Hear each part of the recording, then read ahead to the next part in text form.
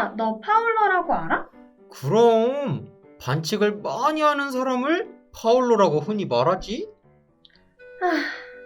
그 파울러 말고 제임스 파울러.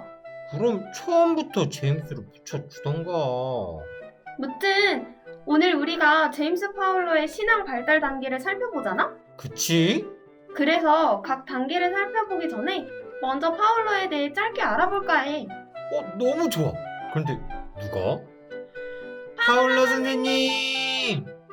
이야, 봄처럼 평안이 가득한 학교폭력 예방 강의 시간에 나를 초대해주자니 너무 고마운걸.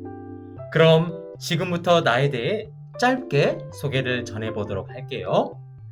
저는 에머리 유니버시티 신학대학에서 신학과 인간발달 분야의 교수로 탁월한 발달이론가이자 인정받은 학자이며 동시에 감리교 목사랍니다. 미국의 남부 출신으로 목사의 아들로 태어나 아버지가 시무하던 노스캐롤라이나 주의 서편에 자리한 광석을 채취하던 조그만 마을에서 어린 시절을 보냈답니다. 저는 노스캐롤라이나 주 목사 재교육과 평신도들의 퇴수회를 위해 만이라는 사람이 세운 인터프리터스 하우스라는 출판사에서 1년간 협동소장으로 임명되어 그룹 지도자의 훈련을 받은 후에 강의와 상담을 주로 담당하게 되었습니다. 거의 200명에 달하는 사람들을 상담하면서 그들의 신앙 안에서의 삶의 여정에 관한 이야기 가운데 어떤 형식적인 유사성을 보이는지 그 유형적인 변형의 계열이 있음을 감지하게 되었습니다. 각 개인의 삶 속에서 경험한 특수한 관계와 사건들을 상의하지만 그것들이 형태화될 수 있음을 간파하고 에릭슨의 성격 발달 8단계의 이론으로 간추리고 조직하기 시작했습니다. 제가 제시한 신앙 발달 이론은 종교적, 신학적인 맥락에서 켄트 웰 스미스, H. 리차드 니버, 폴 틸리 등에서 영향을 받았고요. 발달론에서는 피아제와 에릭스, 콜버그로부터 많은 영향을 받으며 독특한 이론 체계를 구성해 보았습니다. 그렇게 인간 신앙의 발달 과정의 단계들을 발전시키기 위해 많은 노력을 하였답니다. 그럼 저의 소개는 여기까지 하도록 하겠습니다. 계속해서 즐거운 강의 시간 되세요. 선생님은 참 다양한 경험 속에서 신앙 발달 이론을 제시하게 되셨구나. 근데 파울러 선생님이 누구신지 좀 알았는데 신앙 발달 이론은 도대체 어떤 내용일까? 신앙 발달 이론은 총 6단계로 구분되고 파울러 선생님은 각 단계의 발달 단계 특성 속에서 신앙이 어떻게 형성되는지 설명해주고 계셔. 우리 함께 영상을 통해 신앙 발달 단계를 알아볼까? 너무 좋아. 휘와 하원이는 신앙을 가진 엄마의 뱃속에서 엄마가 들려주시는 태교 찬양, 교회에서 드리는 예배 소리를 들으며 무럭무럭 자라났어요. 시간이 지나 세상으로 나온 휘와 하원이는 사랑과 관심을 끊임없이 제공해주는 상호성 관계이자 신뢰관계된 엄마를 통해 더욱더 선명한 찬양과 예배 소리를 들으며 무의식적으로 신앙의 기초가 되는 환경을 경험하게 됩니다. 휘와 하원이는 어느새 어린이집과 유치원을 다니게 될 나이가 되었고 계속해서 엄마를 따라 교회를 다니며 엄마가 부르는 찬양의 모습을 따라하고 기도하는 모습을 보며 자신들의 모습을 똑같이 나타내기 시작했어요. 그렇게 엄마의 모습에 영향을 받으며 휘와 하원이는 신앙을 키워왔어요. 어느새 초등학생이 된 둘은 엄마 없이 예배를 드릴 수 있게 되었어요. 둘은 부모님 없이 친구들과 선생님과 예배드리는 새로운 공동체를 만났고 거기서 전도사님이 들려주시는 하나님의 나라와 예수님의 이야기를 알게 되었어요.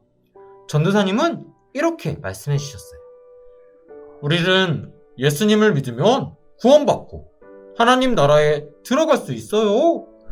우리 예수님을 다른 사람들에게 전하고 또 예수님처럼 예쁜 모습으로 살아가 볼까요? 휘와 하원이는 전도사님을 통해 듣게 된 하나님의 말씀을 스스로 받아들이기 시작했고 잘 따라야겠다 생각했어요. 그리고 매주 교회에 소속된 어린이로서 부서 예배와 부서 내 활동에 항상 참여하기를 힘썼어요. 매주 열심히 예배를 드리는 날이 지나다 보니 어느새 하은이와 휘는 중고등부로 올라오게 되었어요. 전과는 다른 분위기, 예배의 형식과 말씀의 수준도 많이 다르다는 것을 느낄 수 있었어요. 그래도 하은이와 휘는 목사님의 말씀 내용을 잘 이해할 수 있었고 그 말씀에 대해 생각하는 힘이 자신들에게 있고 가능하다는 것을 느낄 수 있었어요. 중고등부 찬양팀, 임원단 등 다양한 활동의 기회가 있었고 열심히 참여하다 보니 사람들에게 칭찬받는 자신들의 모습을 발견할 수 있었어요. 둘은 더 인정받고 칭찬받기 위해 내가 무엇을 해야 할까? 나는 어떤 존재로 서 있어야 할까? 스스로 질문하며 주위에 중요하게 생각되는 사람들과 공동체의 바람에 호응하려 힘썼어요. 예기치 못한 상황, 즉 나를 향한 부정적인 인식과 여러 소리들로 겪은 혼란의 시간들도 있었지만 둘은 자신이 소중하다 생각되는 공동체와 일원들에게 집중하며 자신의 모습을 맞춰 나갔어요. 공동체와 일원들을 위해 칭찬과 인정, 때론 상처를 받고 혼란을 겪으며 달려온 하은이와 휘는 어느새 청년이 되었어요. 둘은 어느 순간 나는 누구를 위해 또 무엇을 위해 교회를 다니고 있는지, 교회를 위해서인지, 그게 사람을 위해서인지, 우리가 교회를 다니고 있는 이유는 무엇이고 나는 왜 하나님을 믿는지에 대한 신앙의 성찰과 점검을 일으키기 시작했어요. 둘은 그렇게 지금까지의 자신들의 신앙이 자신들이 소중하다 생각한 공동체와 사람들에게 맞춰진 형식적이고 어쩌면 가식적인 신앙이라는 결론 앞에 깊은 반성을 일으키며 타인의 관점에서 벗어나 자신의 관점에서 신앙을 바라보려고 힘쓰기 시작했어요. 그렇게 자주적인 결단에 의한 실존적인 신앙 형성을 위해 고민했어요. 이러한 고민은 깊어지면 깊어질수록 보이지 않는 고통이 따랐어요. 이러한 고통은 신앙을 놓고 다른 외부의 것들을 이분법적으로 사고하며 바라보게 하였고 때론 극단적인 대립을 경험하게 하는 상황에 이르게도 했어요. 그렇게 시간이 흘러 어느새 둘은 중년이 되었어요. 둘은 지금까지의 성찰과 노력으로 인해 형성되어 있는 신앙이 어쩌면 나름 성숙하다 자부하는 신앙이 불완전하고 왜곡되며 잘못된 신앙일 수 있다는 사실을 깨닫게 됩니다. 그 깨달음은 곧 인정이라는 포용으로 이어지게 되었습니다. 이러한 포용의 자세는 극단적 대립과 고통을 불러일으킨 이분법적 태도에서 벗어나 대화라는 넓은 자세를 가지게 해줍니다.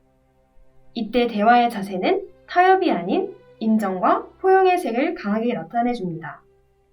둘은 현재의 신앙 상태를 다시 점검하며 내면 깊은 소리들을 듣기 시작하고 자신이 속한 집단이나 상황에 제한받지 않고 도덕적으로 생각하고 헌신하는 진가의 모습을 보여주기 시작합니다.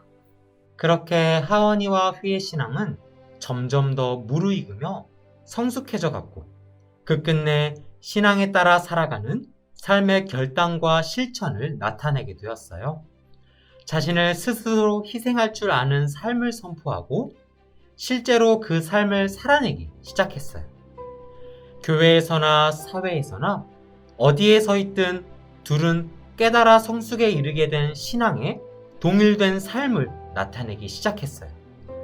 그렇게 남들과 다른 특별한 존재라는 호칭을 들으며 더욱더 스스로의 삶을 희생시켜 타인의 삶을 더욱더 풍성하게 하는 선한 영향력된 사람이자 신앙인이 되었답니다.